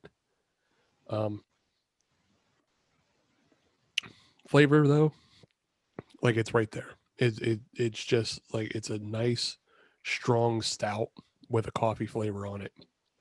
So I would say yes, they've gotten their redemption. Good. It's good. I'm glad to hear that the Rubber City has gotten their redemption. Yeah, because I mean, we had Shea recommended to us, and I found cans of them at Vintage, and so I was disappointed by the first one, but this one is really good. Yeah, definitely check it out. It's got a lot of boost in it. Nice. Hop Nation, Adam, what do you have? Boost. Straight up boost. This is a collaboration between Grist House and Riverside Brewing out of Cambridge Springs, Pennsylvania. That's Northwest Pennsylvania, Crawford County, if you're in the know. This is their Forest to Table. Yes. This is an Imperial Stout coming out at a tidy 12.5% ABV. Jesus. That's right, baby. I love that shit. So I've been saving that one in the fridge for a little bit. I mean, it's 12.5% stout. I figure it'll stay a little bit. It'll be okay. Holy shit. Yeah, this is an imperial stout with maple, and it's I already had a couple of sips and I'm already feeling it. It's got some of the biggest booze notes I've ever had on the nose. It's got a nice maple twist to it. It's been Donut? no donut. Oh, the No, maple no. twist is a donut. But it's That's been really what I thought of too. it's been stowed No away bear claw. in Buffalo Trace bourbon barrels and rum Ooh. barrels for 21 months. And then it was a 50-50 blend back together into the can and then into my mouth. Jeez, Yeah. Pete, what the Phenomenal. fuck? The fuck Oh, are you yeah. celebrating tonight? Life. Yeah. You It's know a what? good Life. celebration. Good. I like that. Today's a answer. good day. Why the He's a hell bit- not? Great He's a answer. bigger WrestleMania fan than you knew. Yeah, great Yeah. answer. Let me just say, I admire your patience because when I got my hands on one of those cans, it lasted 0.5 seconds in my house. So that you had it go more than a day. Bless all of your heart and all of your patience. You are a saint. Saint Adam of Hop Nation USA. Domino's There and you go. Nabiscos.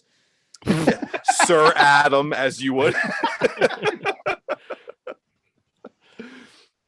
Today's a good day. I mean, hey, we're talking beer. We're here with friends. Why not get out this, just sledgehammer of a beer? Yeah.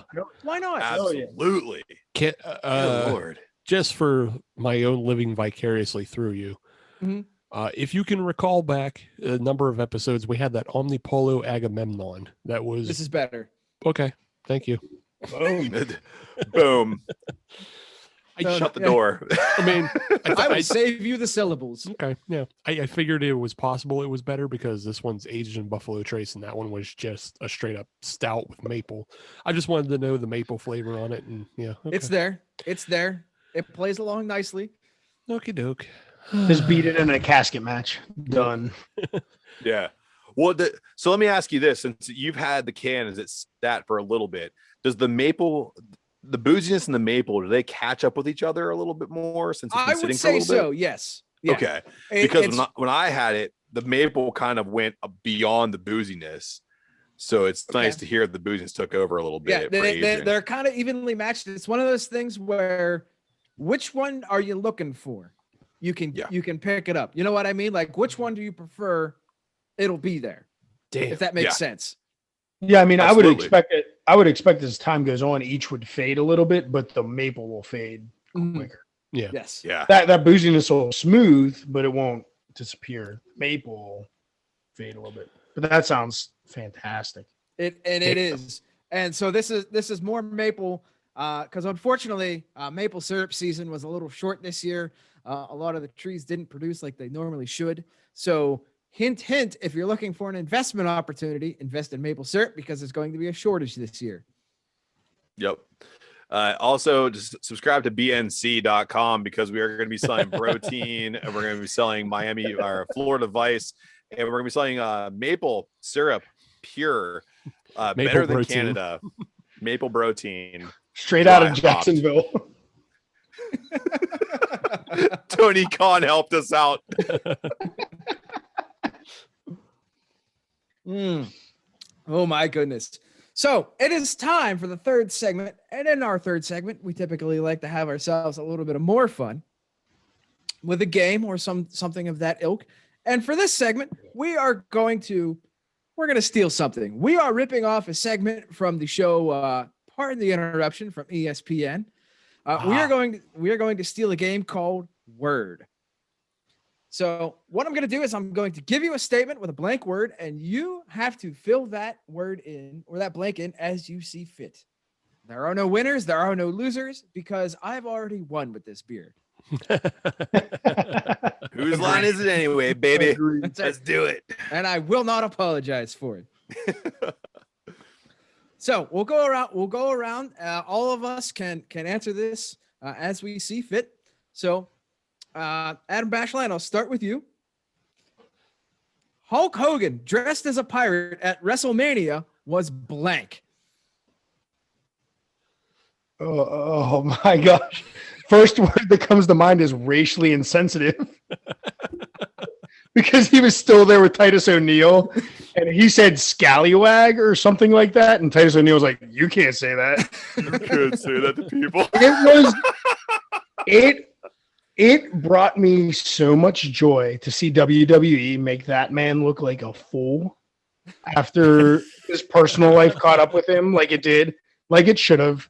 He always deserved that. I'm friends with many Hulk Hogan apologists. I am not one of them. He deserved all of that.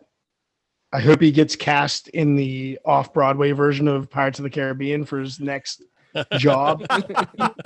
Sucks. He sucks. I loved it. It was the corniest, one of the worst segments ever in WrestleMania history, and I'm glad he was part of it.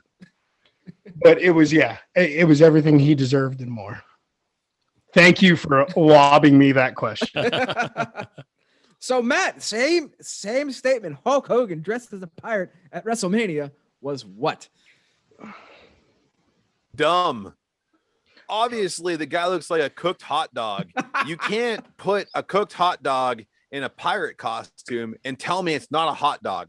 7-Eleven sells Hulk Hogan dogs 24/7. I've had them. They taste like shit, just like Hulk Hogan looks like and acts like, talks like, and feels like. Fuck Hulk Hogan. He's a racist. And I wish Titus O'Neil would have suplexed him off the goddamn Titantron. Amen. Hulk Hogan. Steve, I'll give you a crack. Hulk Hogan dressed as a pirate at WrestleMania was blank. Fucking clown shoes. That's what I'm talking about. Because, I mean, it was already said. It's hilarious that they just took. I mean, it's everything he does deserve to just be this goof ass sideshow anymore. And then he comes out and he gets booed every time he talks, and he fucking deserves it because he's trash. He's old news, and there's so many. Who in the fucking world would have thought, like, from the 80s to now, that the Iron Sheik is the guy that everybody roots for? Yeah. How did he age better? Like, I follow him on Twitter just because of what he says about Hulk Hogan. Yeah. Only because of what he says about Hulk Hogan. And also, too, for WrestleMania, what was Kurt Angle doing? Kurt Angle looks better in a pirate costume than anybody. Absolutely. He looks like a fucking extra from Pirates of the Caribbean. What the fuck are you doing? Missed opportunities. But I like that WWE just proved that, like, Hulk Hogan has been old trash for 3 decades now. Yeah. And like, way to go. Nobody is interested in him anymore. And it's the way it should be. Like, No, because, his personal, like, everything he's done wrong has come to light. And after all that trash came out, and he just does not represent everything that we were told he represents. And correct. Boy, if that isn't just a bigger metaphor for America. Moving on. Adam. All right, Steve, you get this next one. It's blank that Rob Van Dam is being inducted into the WWE Hall of Fame. Oh, just one word for that one, though. That's all I need. Yeah. That's wild. I'll just go with wild because, like, for the past however many years, he's been in Impact. Yeah, and it's just they just go, whatever. You can come back to us.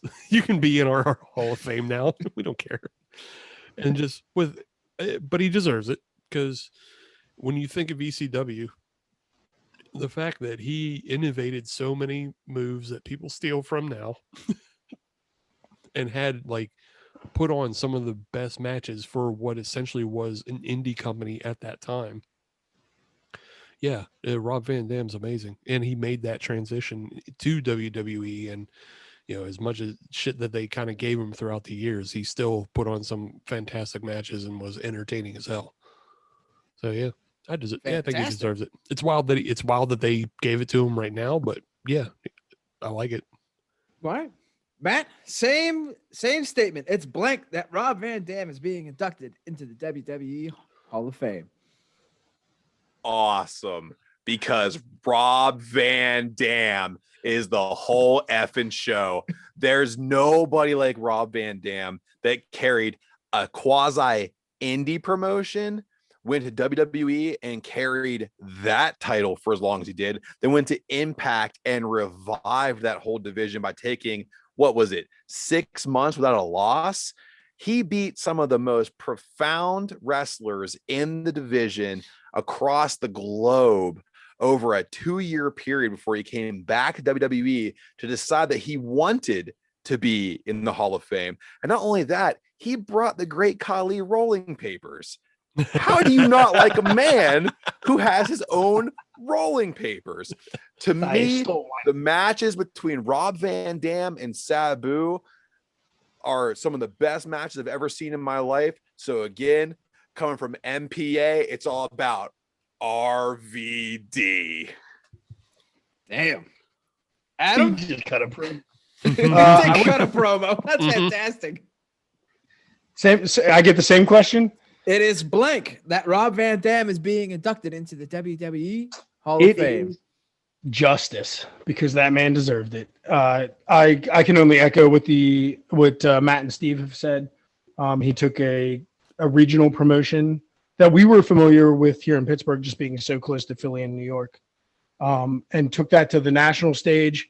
He was in WWE for like 2 years, and they put the title on him over John Cena, of all people. So that man deserved it. It was justified that he gets it.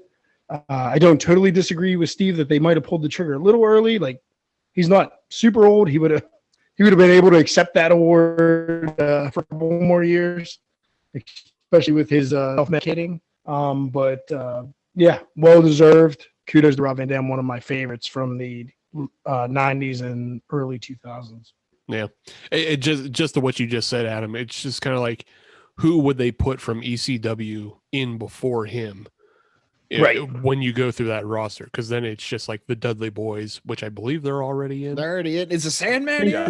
Sandman's not in, and I don't believe Sandman's not in. But I will tell you, to answer your question, Steve, the one man who will never get the credit he deserves for ECW is Taz. Taz will never get the credit he deserves. He was a man who carried ECW on his shoulders. He created the FTW title that he brought to AEW. Now, I could go on forever about Taz. And human suplex machine. He invented the exploder suplex. He's the man.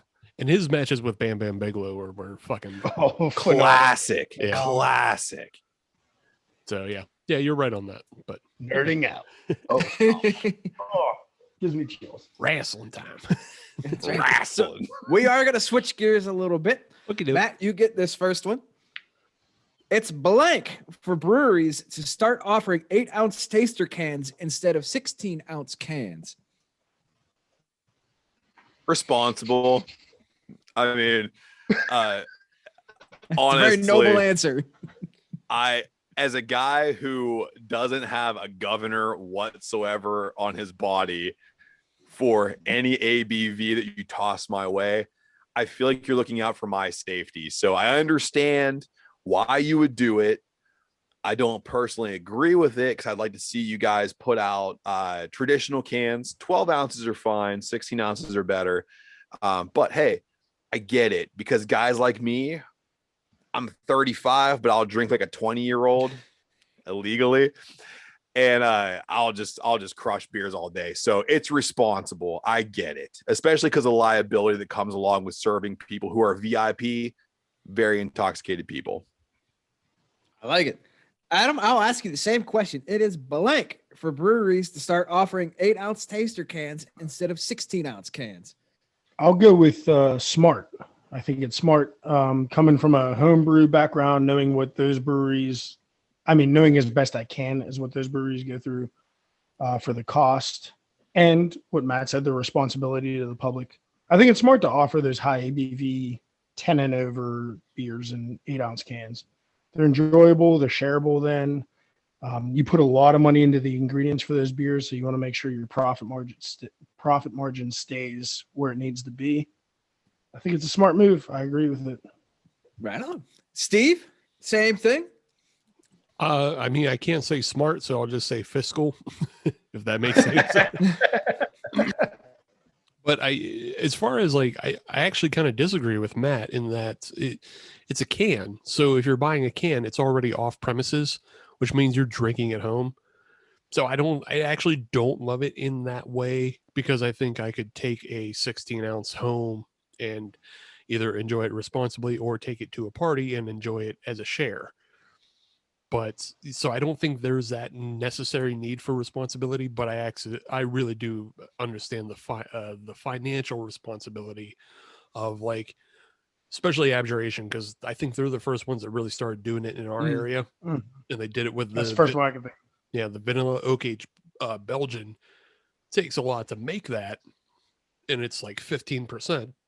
So, like, yeah, here you can have this, but just know you're getting a little less because we had to really, dip into the funds to put this one out for you.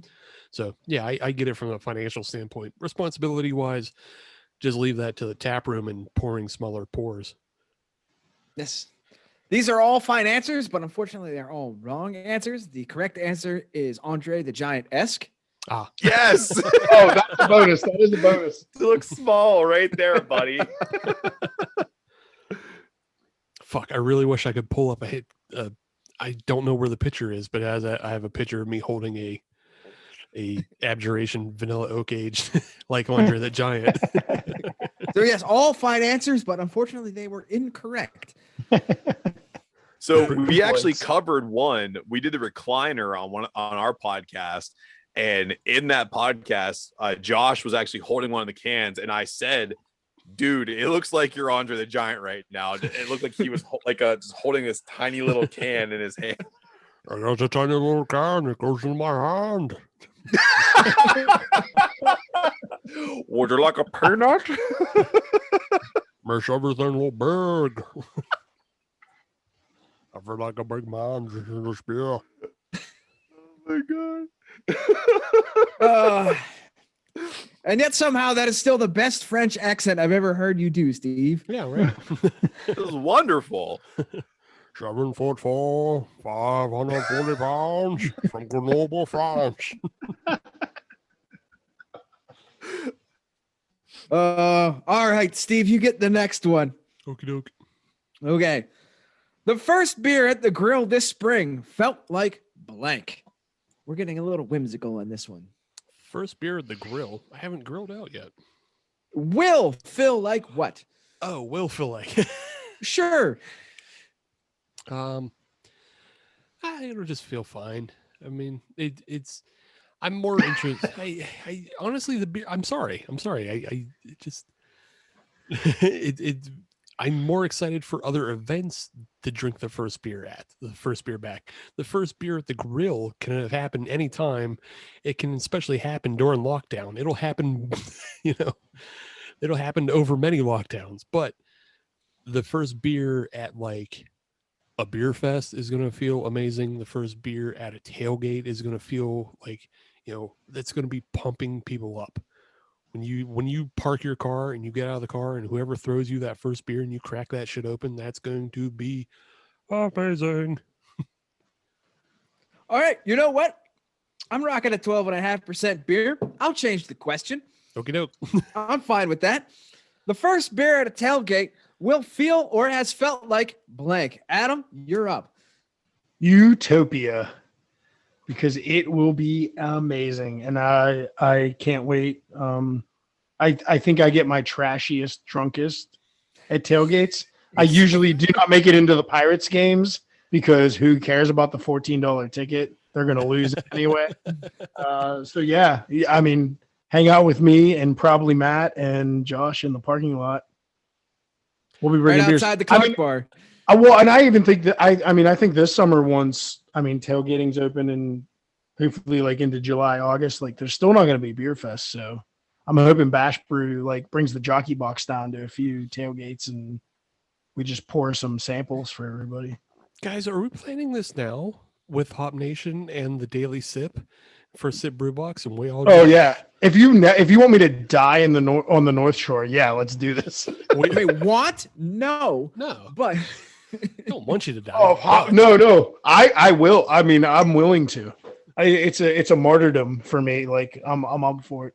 That's commitment to your craft, and I respect that. Yeah, because when Hop Nation and Dennis gets just if one of you two get to me, I get pretty shitty. But if with all the powers combined, I'll be the Megazord of drunk. And we've never we've never done Megazord of drunk yet, and it's gotten close, but It'll be like all the rings come together and I become Captain Shitfaced. Yeah. Instead of Captain. And then we all skip the Pirates game and go to Mike's Beer Bar. Love Boom. it. Love the idea. Let's do it. Oh my Mike's goodness. Beer Bar. All right. Mike's Beer Bar just got put on like tsunami warning or whatever it is. Yeah, there's a siren going off in there that they didn't even know was there Yeah. when they bought the place. Oh no, there's plans being made. Uh-oh, SpaghettiOs. All right, Matt. The first beer at the tailgate this spring or summer will feel like blank. Collaboration, because I'm going to throw this out there right now. The first tailgate I go to, it should be Hop Nation USA. It should be Decayin With The Boys. It should be Bash Brew. It should be First Sip Brew Box. It should be the 4 horsemen of the apocalypse coming together to take over the there's North 6 Shore. of us, but it's fine. I think there's 6 We'll of us, round but down. It's good. fine. It's good. 4 entities, 6 of us all together. Yeah. But the 6 horsemen of the apocalypse, whatever you want to call yourself, like Candy Stripes and Unicorns, whatever you want to. But Pestilence and all the other ones will come together, whatever. But we should take over the North Shore. We should take over everything. No one should stop us. The first beer should taste like freedom and collaboration and everything we missed out on for 2020 and part of 2019. We should all feel like we're together finally for once and we can have fun without a governor or anything to slow us down or stop us or anything. So I want to see all the people who have been trying to push the industry during the pandemic come together and really blow it out. So to me, the first beer at a tailgate tastes like collaboration. I like it. I like it. Ooh, yeah. Say everything twice. Say everything twice. First beer tastes like collaboration. Oh yeah, collaboration. Find a beer. Somebody needs to brew a beer for that, and we'll call it Oops All Ubers. Dude. Oops, all Ubers. Oh my goodness. Sounds like All right. sounds like we have a May brew day for a June tailgate. Yes. Yes. Sounds phenomenal all for me. Ubers. all So Ubers. speaking of beers, we'll go around the horn real quick. What everybody's drinking, what everybody's enjoying. Adam Bashline, what you got going on over there? I mean, I'll be real quick. The Leprechaun Crown from Insurrection Brewing, 4.4%. Tastes bigger than that. It does not taste light in the body. It does not taste light in the malt. The hoppiness is right on point. It is a traditional Irish dry stout made in America. For whoever was bitching at Steve last week that there weren't any good beers in America from Ireland, here's one right here. Come get it. Heidelberg, PA. I'll meet you Damn there. straight. I'll buy you some wings. I'll buy you around the beer. Let's meet and collab up on what Irish beer should be.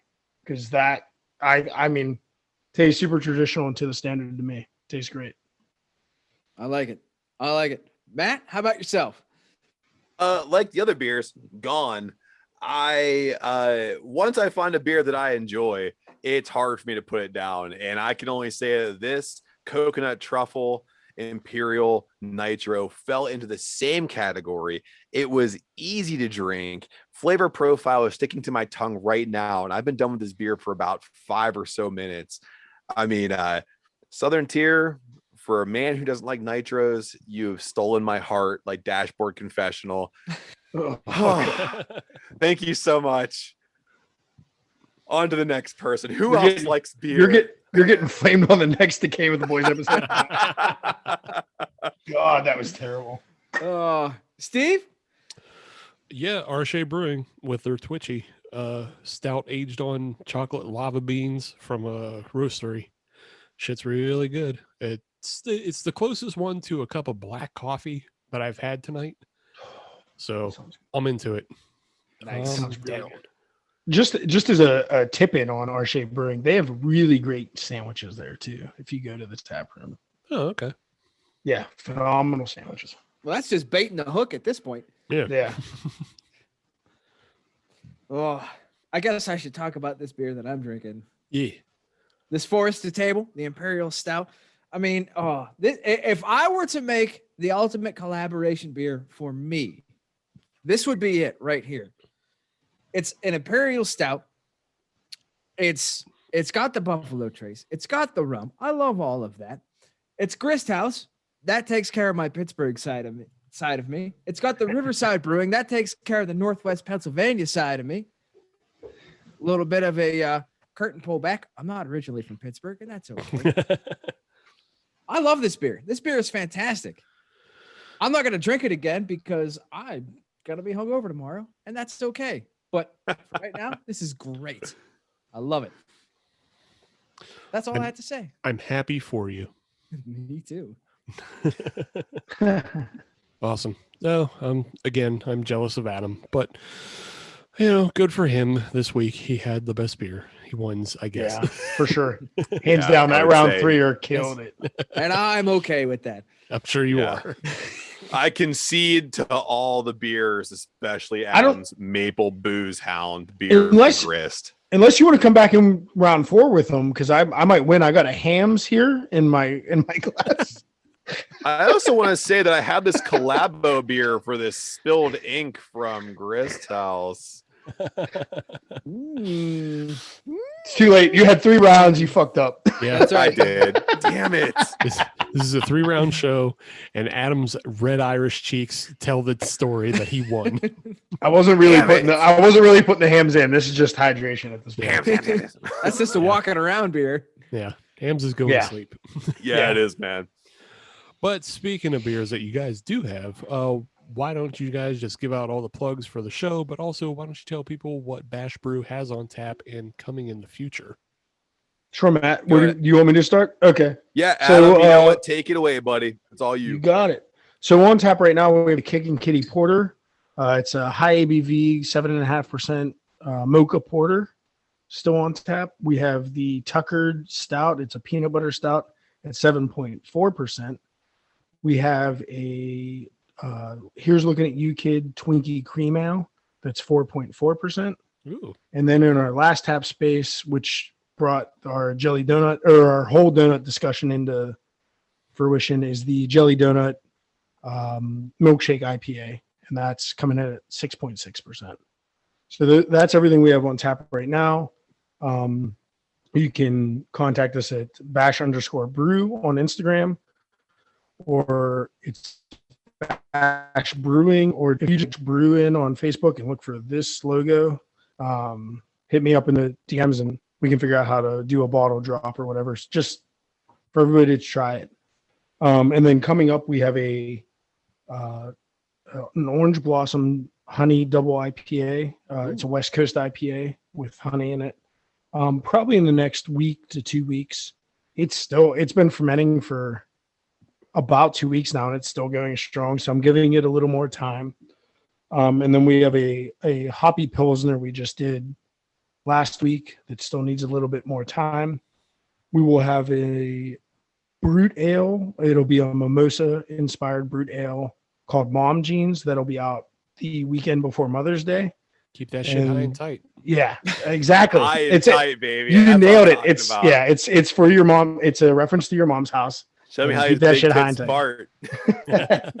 And then after that, I think we have a triple IPA, and then we'll be going right into our Dad Shoes lemon shandy for Father's Day. So fantastic. We have a lot of stuff going on at Bash Brew, but yeah. So yeah, we'll be brewing a lot the next couple weeks. But yeah, everything's Instagram at bash_brew, Facebook Bash Brew. Just look for the logo and DM us. We'll respond as quick as possible. Right on. And then Decayin With The Boys, how do you find that, Matt?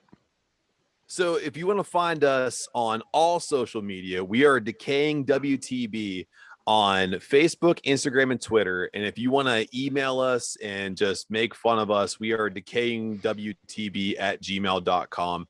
We do respond to everything. We want to make sure that fans of our show know that they have a voice in this too, and they can have as much fun with us as we have with them. But I can say thank you so much for the Hop Nation USA for bringing us on. You guys have been really great to us. So don't just follow Decayin With The Boys, also follow Hop Nation on all social media, because we couldn't be who we are without Hop Nation. So thank you guys very much for having us on.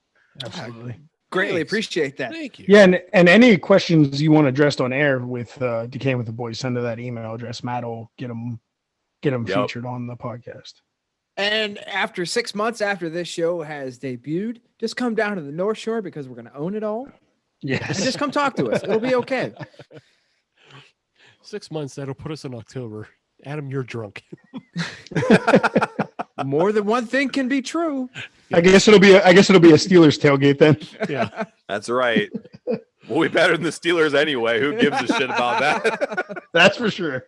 Look, we'll really actually plan out an event, a big old collab of the 6 horsemen of the apocalypse that are pestilence, war, famine, conquest, glitter. Glitter and drunk. Yes. Glitter and drunkenness. Can it just be like a white girl from a sorority kind of like, oh my God, I can't Matt, believe you're- I'm here for a game. Matt, you're already glitter. We've already decided. I'll take that. I'll take that all day, man. But yes, if you want to follow us on social media, all you have to do is search Hop Nation USA, and that'll get you Twitter, Instagram, and Facebook. And if you want to listen to brand new episodes of the Hop Nation USA podcast every Friday, as you should, then search Hop Nation USA on your favorite podcatcher like Stitcher, Podbean, Google Podcasts, Apple Podcasts, Spotify, Player FM. I don't know if we're on Anchor. I assume we are. I didn't put us there, but if we're there, we're there. But if you're on anything that starts with pod and ends with cast, leave a 5-star review because We are a 6-count show, but they make us kick out at 5. and that's a bigger crime than whatever the hell that Randy Orton Fiend match was. Oh God. Oh, fuck that match so much. On the one hand, I like it because Tom Savini was involved in all of it. I love Tom Savini and everything he creates, and he creates some very great spectacles of visual goodness, but that match writing makes no fucking sense. No. Yeah. Let me say, Steve, that Tom Savini was also involved with a movie called Aqueous Transmission. And I say that because no one should know who the fuck that movie is. It was terrible. Much like that match between The Fiend and Randy Orton. So it doesn't matter if you bring the god Tom Savini into it. It can still be shit. He can't fix everything, but I'm just saying they're wasting his time. They're wasting his They're talent. wasting his time. I have to agree with Steve. Yeah. There was nothing wrong with the costuming or the props. It was all storyline. Right. That was the problem. Do you guys have a censor button? Can I say bad words? You already Right did. ahead. You already did a lot. Sorry. Cancel Hop Nation, I guess. What will I do with my Wednesdays then? Oh no! Why? I tell you what, Adam. I have $3 from Anchor that I can give to you guys. So, yeah. It's the best buyout offer I've heard yet. Just go on TeePublic and buy some stickers from us. That is Us too. tpublic.com. That is keyword Hop Nation USA. No spaces, please, and thank you. That'll get you everything you need to know. When you boys getting some merch? We have stickers. Click Okay. this thing right That's here. all- that's all we If you have. Did you want- get it? If you want that, we have stickers. You just message us on Instagram. We'll find you. Right now, they are $0. They're $0. If you want them, you message us and we give them to you. And then all we ask that you do is just post it on social media. That's it. I will say that we do have something coming up in September where we will be paired up with some incredible wrestlers here from You beat me. Pittsburgh. You beat me to it. It's Bruises and Brews, the Yeah. beer festival with the pro Mhm. wrestling show, September 18th. Yeah. So we will be there. We will have Bash Brew merch, and we will have Decayin With The Boys merch available at our booth there. I'm cooking up a brand new piece of merch that will be available only at that event from us, Decayin With The Boys, to go along with the delicious beers from Bash Brew. So if you're there with us, trust me when I say this, I will give you just a shit ton of stickers or whatever you want from us. So just come to the booth and see what happens. Yeah, it's at the Green Tree Sportsplex. It's not far from the Parkway, so Yeah. not hard to get to. Come on out. It's the first thing we're booked for as far as beer festivals go. So we're excited. I don't know if it's a competition, but we're still gonna win. So It's not a competition. okay. We're still gonna win. Who wants it? Matt's Choo gonna choo, Braun Strowman. We're gonna win. Choo choo. We're winning that thing. They're tearing down the Titantron. Matt's gonna steal an indie title belt and get put in an ambulance. Oh, I'm super kicking somebody. Somebody's getting this heat. Anything to do with Bash Brew or No. podcast? Nope. Just me, baby. That's just Matt acting on his own at that point.